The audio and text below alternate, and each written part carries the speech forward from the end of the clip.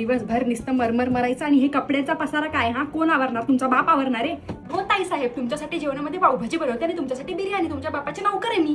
किती पण मरमर मरायचं आणि यांची बोलणी ऐकायची. यांचं काय? सगळीकडे नुसती घाण झाली. आता काय करू मी? हा कपडा बघा किती घाण झालाय, किती वास येतो याचा. हे घे आई, तू हे यूज कर.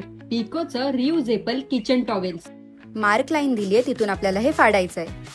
बघ आई, आहे की नाही मॅजिक. तुला हे टिश्यू पेपर वाटत असेल, पण हे टिश्यू पेपर नाहीये. तू याला 100 वेळा धुवून 100 वेळा यूज करू शकते, कारण हे रियुजेबल आहे. तू याला किती पण वेळा ओढ, पण हे फाटणार पण नाही. तू याने आपल्या घरातली सगळ्या वस्तू साफ करू शकतेस. फ्रीज, ओटा, लादी, सर्व काही.